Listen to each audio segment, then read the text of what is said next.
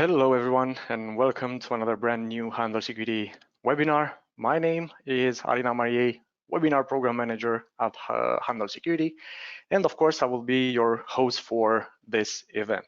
For those of you that are attending the webinar or for the first time, please allow me to quickly share a few things about myself.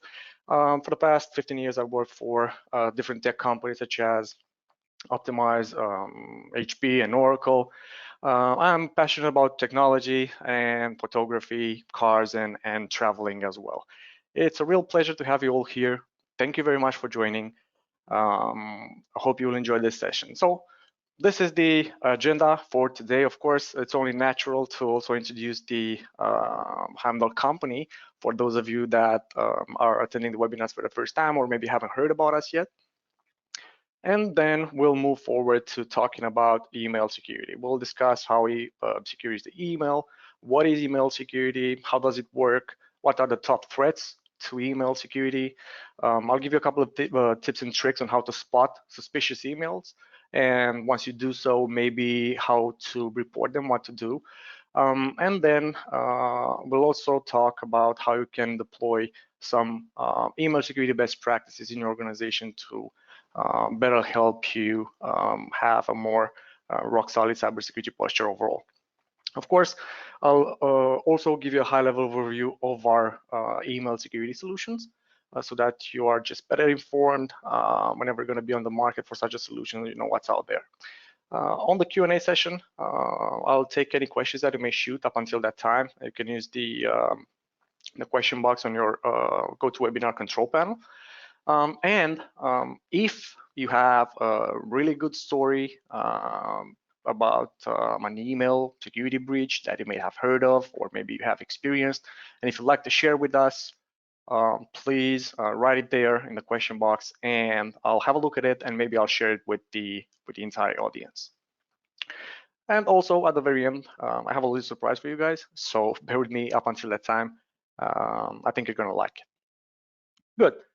So we've covered the agenda now. Let's introduce Heimdal Security. So we are a leading European provider of cloud-based cybersecurity. We are based in Denmark, in Copenhagen. As you can see from our logo, we take our northern heritage very seriously. And even our name, Heimdal, it's actually originating from the Northern mythology as well. Heimdal was actually the ultimate guardian. He was a protector of the Bifrost bridge that connected the earth with the home of the gods, the city Asgard. And if you've seen the Thor movies by Marvel, you may remember him as being the superhero that wore that gold-plated armor. It was played by the actor Idris Elba. Really, the whole foundation of what we do as a company is down the same lines. We are protecting your machines, making sure that any malware that's trying to get from the internet into your computers will actually be stopped by Heimdal's Guard. Our product, the Heimdal product, has been on the market since 2014. And we've been actually invented by some of the winners of what's called the DEF CON Capture the Flag tournament. That's seen as the World Hacking Championship. And then there we had our guys that won the tournament in 2011 and 2012. They were competing against the likes of the FBI, the NSA, freelancers, big security companies as well. So as I said, we won that championship for 2 years in a row. And then when the guys come back, they said, you know what, if we can win this championship, we can for sure fend off some hackers. So that's kind of how they laid the ground for what is now Heimdal Security. And today we have some of the market's leading products in proactive threat prevention, and our threat intelligence is actually appraised by the FBI. It's endorsed by the Danish Cybercrime Police, the MC3. And we are working together with Europol, with the US Department of Justice, in something that's called the No More Ransom Initiative. You can Google it. I'm sure you're going to find a lot more about that as well. On another train of thoughts, we are honored and very delighted that Royal Bank of Scotland chose us as the recommended cybersecurity solution for their business customers. So that was a very quick overview of who we are and what we do as a company. Obviously, if you have questions about this, feel free to type them and I'll try to answer them either now or get back to you with an email. So now let's talk about email security. First of all, how secure is the email? Well, the Internet Hall of Fame actually defined the email as a complete revolution, fundamentally changing the way people communicate. And that's still true today. Even though we're witnessing like a huge increase in the popularity of different collaboration tools and instant messaging, obviously email is still a core part of what we do daily on our digital lives, right? Last year, there were approximately 306 billion emails that were sent out daily. And it seems that this number is projected to grow with 60 billion by 2024. So the invention of email is credited to the internet pioneer that's named Ray Tomlinson. And this is actually, not sure if you know, but this is actually the same guy that contributed to the development of the first experimental computer virus. Email, however, is now being used a little bit differently from what he imagined and what he expected. And in and of itself, it's not secure. And you may wonder why, right? Well, it was not designed with security in mind. And even though the inherent protection of email has quite increased since email was created, it is still far from being, a fully protected communication medium for exchanging data. And should you or your organization want to really kind of avoid being the protagonist of yet another email-related cybercrime news, just as you would deploy DNS security in your organization, so should you deploy email security. So now you may be wondering, what is email security? We have here the definition by Gartner on the screen. But in short, email security refers to the joint safety measures that are employed by an organization or individual to protect an email service or an email account, and of course, secure access and communication. And this should be approached as a multi-layered concept, if you will, that combines employee education, that combines robust cybersecurity policies, and of course, proper security tools. So you may be wondering how it works. Well, simply put, email security is based on technologies that examine and encrypt incoming and outgoing emails to basically protect the users and the data from various cybercrime incidents, right? So these technologies are defined as gateways. These gateways, what they do, how they work, they basically scan all inbound and outbound email for potentially infected attachments, malicious URLs, investigate, the domain of the incoming emails, and if needed, block them, or even quarantine them so that the IT teams can do their forensic work after that if that's necessary. And since a company personnel can usually be one of the attacker's main targets, email security gateways provide a lot of advantages for enterprises. They offer protection against spam, against malware and phishing and other type of threats that I want to kind of bring up next, like the top threats to email security. But before I do so, I have a poll that I prepared for you. And I'm just curious to know, what do you believe to be a top emerging threat to email security? So I'm going to activate that poll now. I hope you guys will be able to see it. So you can just answer. I'll give you 30 seconds to a minute to answer what do you believe to be like a top emerging threat to email security. Something that's maybe new or not so traditional. I'm just curious to know how you guys approach this and how you think about it.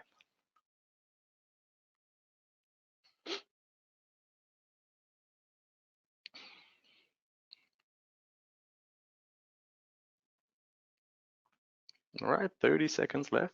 Still a couple of you that need to vote.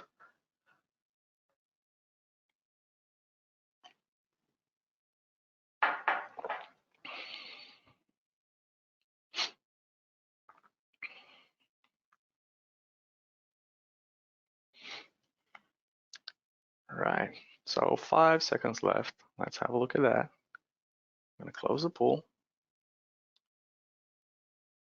Awesome. So let me share the results with you guys.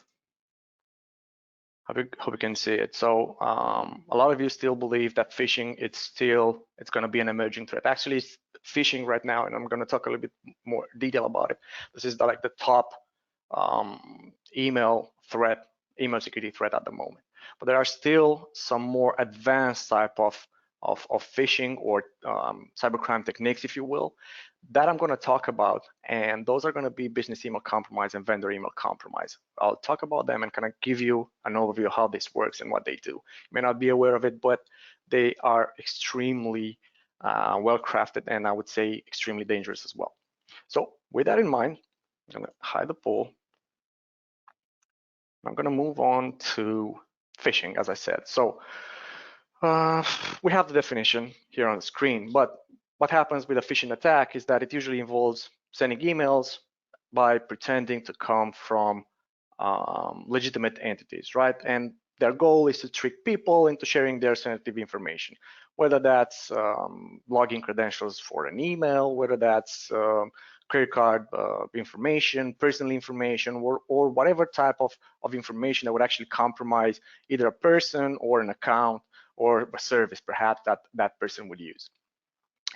And as I said, it still represents one of the major threats to email security, as when really not having the proper tools and not having the employees properly trained, they will fail to recognize the signs of a phishing attack and will easily fall prey to the attackers, thus compromising your network.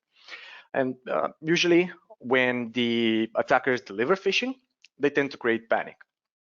And for example, in their emails, they're going to use phrases like your account has been hacked.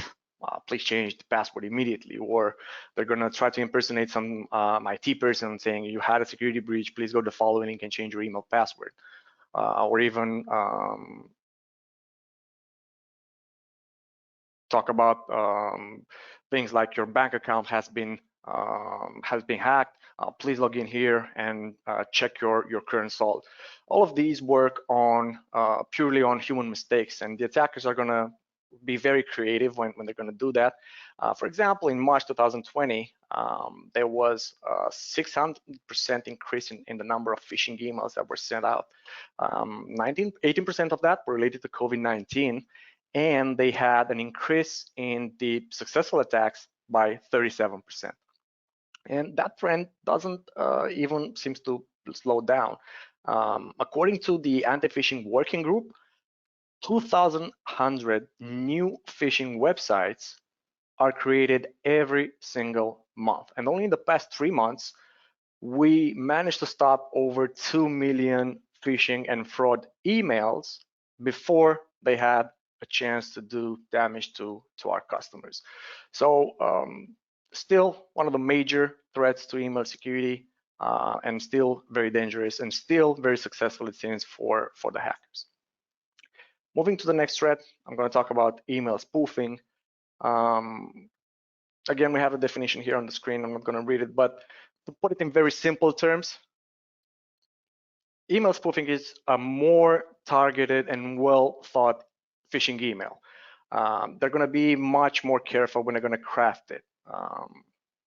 And they're going to be spoofing either the email address or spoof the organization or maybe the names in an email, so that they're going to make it like it's really legitimate. It's really coming from a legitimate source. And recently, there was a US-based company that unfortunately became the victim of an email-based scam. They actually lost $15 million, if you can believe it.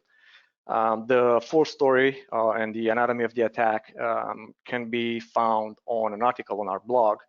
But in short, after the attackers managed to gain access to an email account that belonged to the organization, they created some email forwarding rules just to make sure that they received the messages from the targeted email, from the one that they hacked it, and they would forward those emails to their own inbox, so that they would never lose access to that information. And after intercepting that communication, between senior executives, they eventually requested for, of course, a fake money transfer. And that actually turned to be, in the way that it was crafted and everything else, it was an email phishing scam, but it went the next level, and that leads me to the business email compromise, because this is what it turned out to be, in fact. So you may be wondering, what is business email compromise, or BEC? Well, BEC is a form of cybercrime that uses email fraud, of course, to attack commercial, government, nonprofit organization to achieve a specific outcome, which negatively impacts the target organization, usually money. And of course, the term covers a wide variety of malevolent behavior, but all forms of BEC have one thing in common. They need to get access to a business email account, or to be able to fake it. In some cases, business email compromise can refer to hacker spoofing, or getting access into a business email account in order to send fraudulent emails to your colleagues, to your employees or employers, or business partners. In other cases, they could be spoofing or hacking the accounts of a partner and send you emails from that partner in order to take advantage from you. In all cases, whenever they're going to get access to that, they will make sure that it's going to be worth it, while they're going to try to extort the maximum amount of data and money out of that victim. And it seems that they actually did so. They're keeping themselves busy. FBI actually, last year in April, they issued a warning over a business email compromise scam wave that have costed only the US companies more than $2 billion. And now it seems these guys are taking BC to another level of sophistication, making it more complex. And that is vendor email compromise. And vendor email compromise, it's a recently discovered type of email scam. And it's basically an email attack that targets an entire supply chain, and then uses stolen information from one organization to defraud the vendors, business partners, and individuals. And this scams really preys on the employees that are working at the vendor companies. And apparently, it's being run by a group that's named Silent Starling, which the researchers at Agari have identified. And compared to the business email compromise, where most of the times the hackers are going to use a sense of urgency in their communication, the VC attack requires extreme patience. So it's going to be a longer process. The attacker, they're going to do an extensive amount of research just to find out as much valuable information as they can about their targets. And here's how it works. So it starts with phase one, when they're going to send the first phishing wave. And this time, the target for the phishing wave is going to be the vendors, right? So they're going to use phishing emails, phishing websites. That obviously is going to impersonate legitimate type of websites like, I don't know, Office 365 or OneDrive or many others. And you may be wondering, right, who is falling for these? Well, unfortunately, you cannot be surprised, because it seems that the accounts of 39 employees across multiple functions in a US company, such as billing, HR, senior executive, sales, they have been compromised. So once that happens, they're going to move to phase two, which is account takeover. And here in this stage, the attackers would access the hacked accounts, of course, and they're going to look for vendors who could be impersonated. And in the same time, they would create rules to forward and even redirect copies of all the incoming emails from the respective vendors into their own inboxes. And this way, they can just keep a very low profile and continue their activity without the user suspecting anything. Once that happens, they move to phase three. And here is really where a lot of that patience that I was mentioning a little bit earlier is going to be consumed.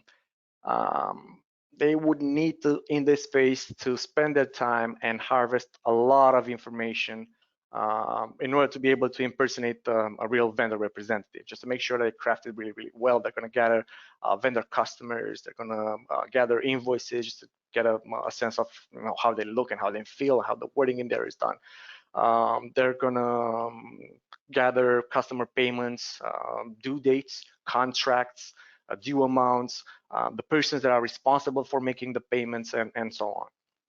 So once they have enough information, they're going to move to phase 4, which in phase 4 is they will start crafting authentic looking spear phishing emails and then send them to the vendor's customers this time. And just like in a standard business email compromise attack, the goal is, of course, to trick the victim into transferring money to that fraudster's account. And unfortunately, it seems that since late 2018, over 700 employee accounts from more than 500 companies have been compromised. And it seems that 20,000 sensitive emails have been harvested. So as I said, these guys are really keeping themselves as busy as they can. And the final threat to email security I want to bring up today is email delivered malware. Of course, malware is any harmful software that is intended to communicate with or damage or maybe obtain unauthorized access to a device or a service. And commonly, of course, malware can be inserted into email attachments or in phishing links that are inside the body of an email.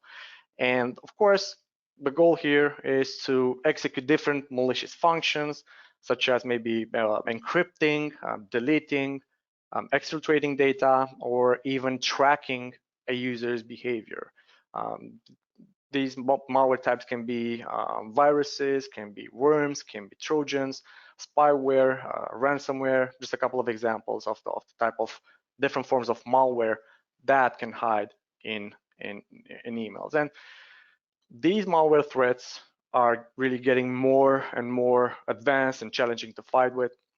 That's why it's really crucial, I would say, that you and of course your users and your employees are going to take all the necessary steps to ensure the safety of their email account against attacks, just to prevent unauthorized access. Because if they're going to compromise a machine, it's very likely that they're going to be able to compromise other machines within the network. So now, just a couple of tips, if you will, that can perhaps help you spot a suspicious email, right?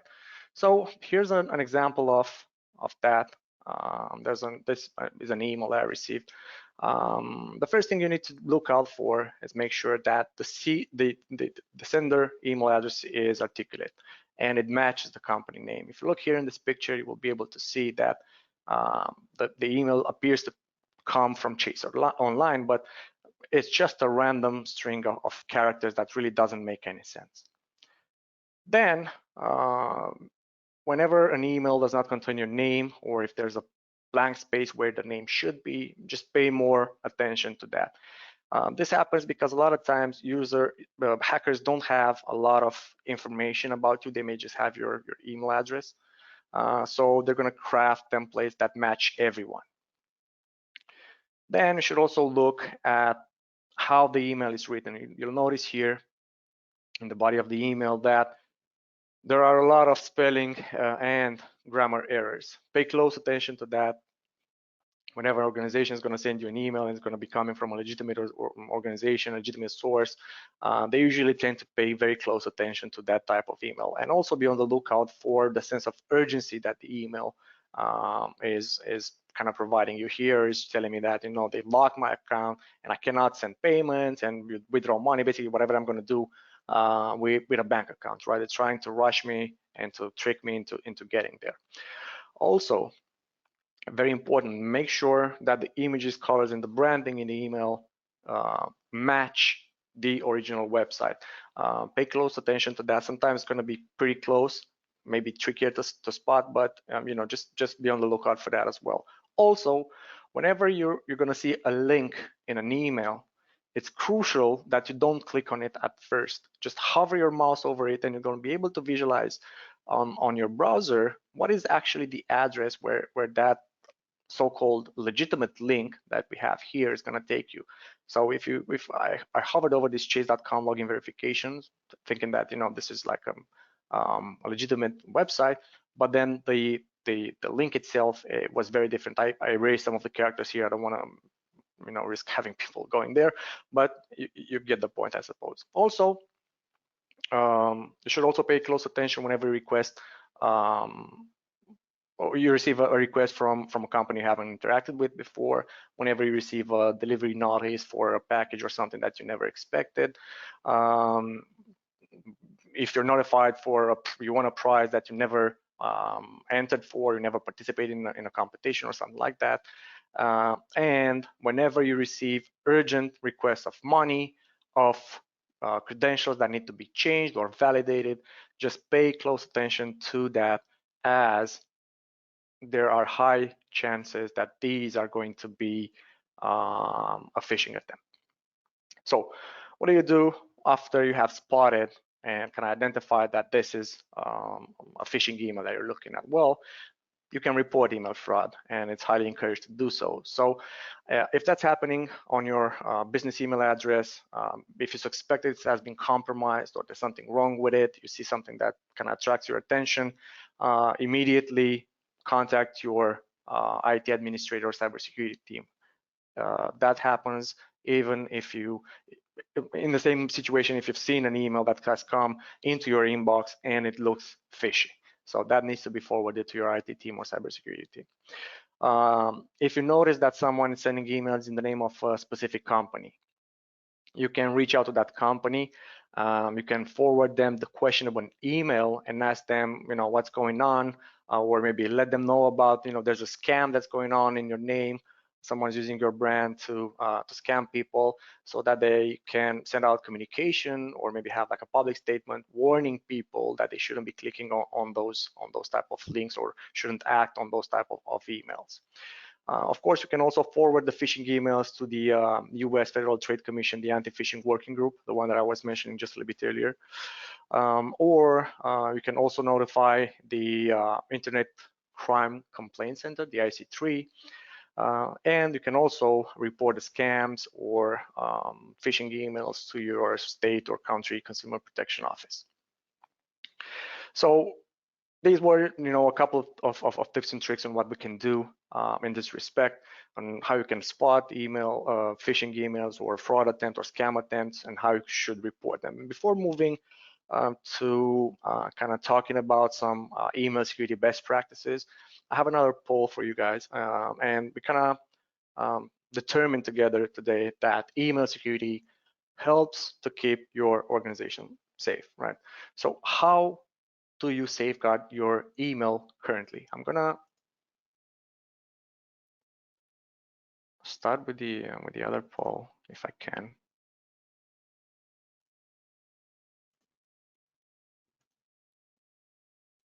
And choose this one. I'm gonna launch it. Hope you guys can see it. Again, I'll give you a minute to answer this poll, if you will. Tell me what are you doing in order to keep your organization and your email safe.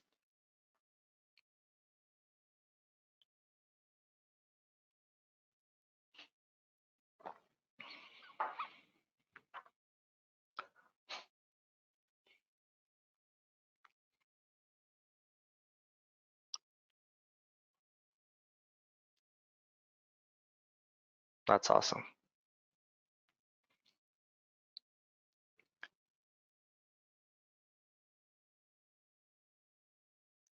Right.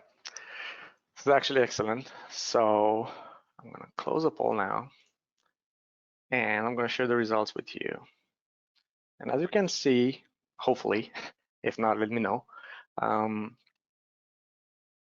lot of you are focusing on cybersecurity awareness and education. I think that's absolutely fantastic. Some of you are focusing to run regular phishing tests and use multi-factor authentication, and these are as well best practices that I'm going to bring up and kind of let you know why. Also blocking email forwarding, and of course using email security software, both. And I mean, all of these are very important, but I'm really glad to see that a lot of you are also focusing on educating the employees and making sure that they're properly trained in order to spot those type of threats. So I'm going to hide the poll now, and I will continue with the with my slides here. So indeed, cybersecurity awareness and education was on my top of the list as a best practice as well. And I've been talking about it during my past webinars. I'm going to bring it up again. I cannot stress it enough. It should, a cybersecurity awareness training and education should happen at least twice per year.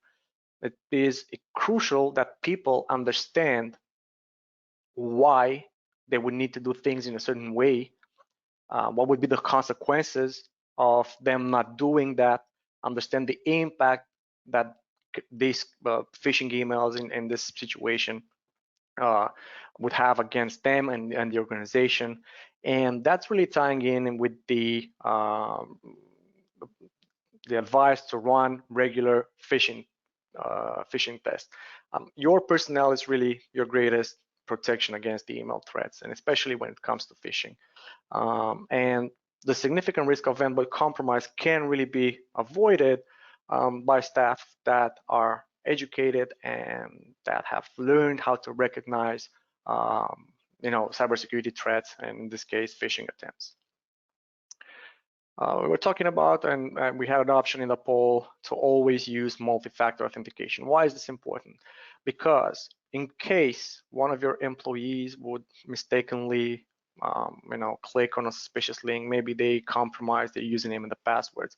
If two-factor authentication is enabled, the hackers probably won't be able to access that account if they're not going to have access maybe to their phone or to an authenticator, an application on their phone or something like that, in order to be able to go into the account and do whatever is it that they're doing on that account in order to compromise your organization. Blocking email auto forwarding is also important. You should consider this just to make it harder for the threat actors to gain access to your corporate email accounts as well. And of course, using email security software is always a good idea. It's highly recommended. Basically, it helps you secure your account, the content of your emails, and really prevent them from being read by parties other than the intended parties, of course. However, all of these alone will not suffice. So that's why it's of very big importance to have an integrated cybersecurity solution that would help you and would be able in itself to be able to detect both basic and advanced forms of email attacks. I'm not sure if you knew this, but 35% of client organizations that are moving to Office 365 are actually forced to supplement its natively available email security capabilities with a third-party product. And should you be in such a position, or if you're really looking to boost your email security for your organization, of course, what I like to do now is to actually take you on a tour of our own email security products, so that of course you are better informed and you would be able to make a much educated decision whenever you're going to choose who protects your email. So with that, I'm going to move to the next slide, and here we're going to talk about both our email security solution at a very high level. Both of these, the email security and email fraud prevention, are based on MX record level. What this means is that they're actually situated before the customer server. We're making sure that even when we block it, the malware didn't have access to an infrastructure in the first place. We're blocking it before it's delivered. We are able to keep any email within our systems for 90 days. This way, we're making sure that if something is either blocked by mistake or maybe never delivered due to an internal error with the customer or something, we will have that email available for the customer for 90 days. So not only that we're offering a security advantage, but also if you're thinking about it, this can be a productivity advantage as well. Our email fraud prevention, this is unique in the market solution. With this, we are stopping CF fraud, BC, VC, financial fraud, because we're taking a fraudulent approach to how we're thinking about it instead of a malicious approach. And I'll get into a little bit more details about it in the next minutes. Now I want to get into a little bit more in-depth details on our email security filter. And with this, we can integrate with Office 365. It's integrated in a compliant hosting center that is both ISO 27001 and ISAE 3000 certified. And with this, we're able to perform sender check both on SPF and DMARC. We are able to block data leakage based on social security numbers. That's currently available in the US, the UK, in Denmark, and in Germany. We are also able to basically allow users to see their quarantine list, so the emails that they should have received but are in a quarantine and not yet delivered to them. We can really allow you to tailor the flexibility that the users are going to have and how much they can interact with that. They can have no interactivity or as much interactivity as you believe it's going to be worth it. But we have that option in order to be able to allow the users to take a little bit of the burden from your IT teams. Finally, we can execute any attachments in a sandbox in our servers before they ever get to the user. So we are protected not only against phishing and spam, but also against advanced email threats. And just as a reminder, or maybe you're aware of it, I know I've mentioned this a couple of webinars ago, 87% of malware is purely delivered through emails. Now, to get a little bit more in depth about the email fraud prevention, our solution can be purchased, of course, together with the email security solution or as a standalone solution if needed.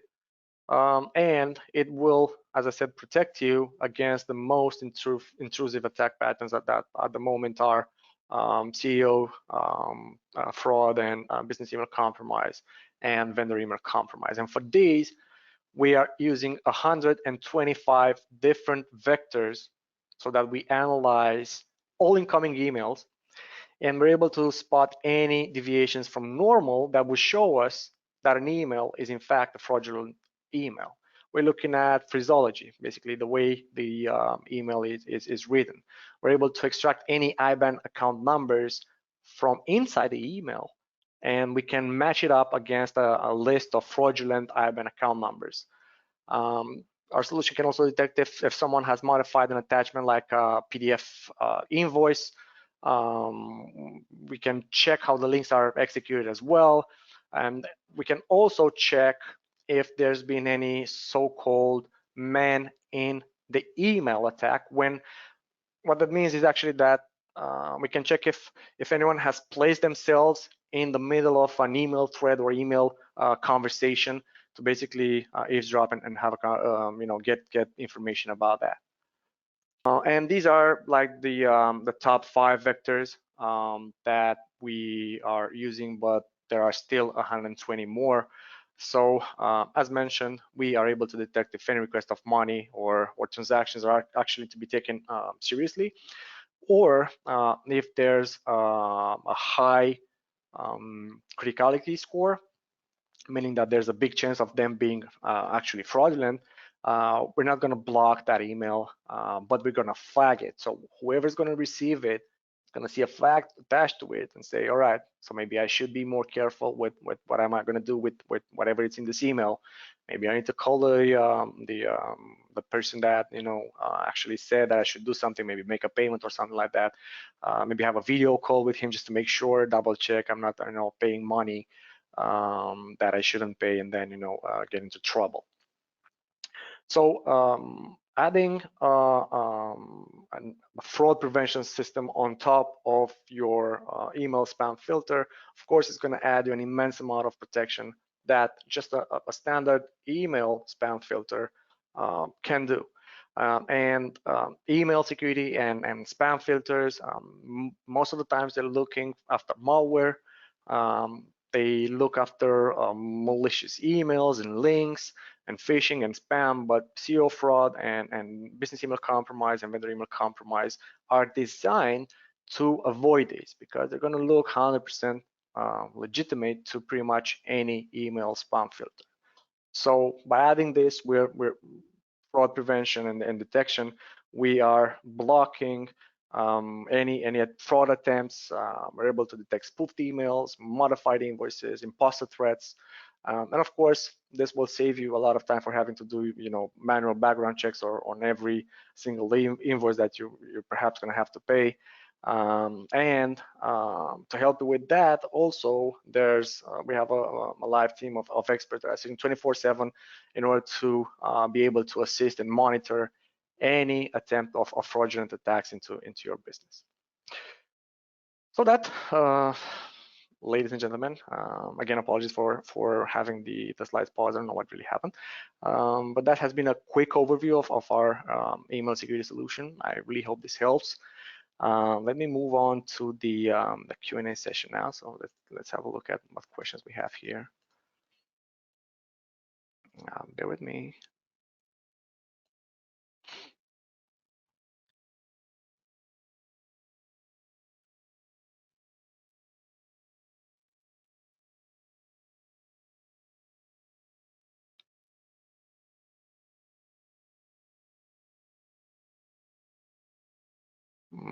Okay, so there's a question.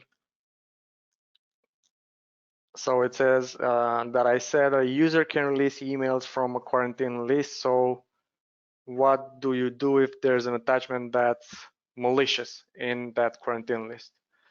That's a great question.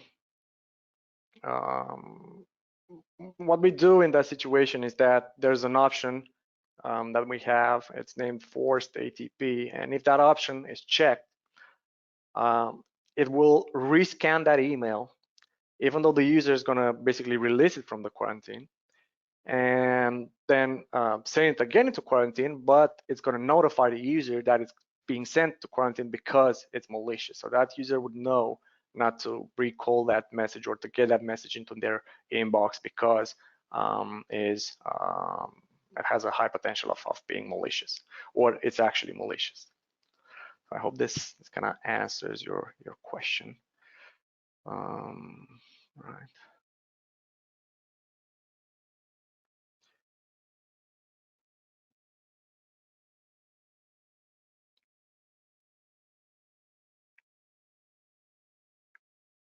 Another one saying, so let's say if you have an email where there's a link that's legitimate at first when you receive it, receive the email, but later on, the underlying link is being changed to redirect to a malicious website. How do you handle that?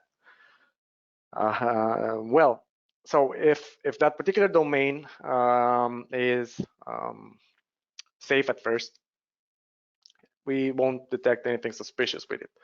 And not in the domain, not in the links that are in the email, so everything is going to be 100% legitimate. But and it's going to pass, it's going to come into your inbox. However, if the attackers are going to change the link after that,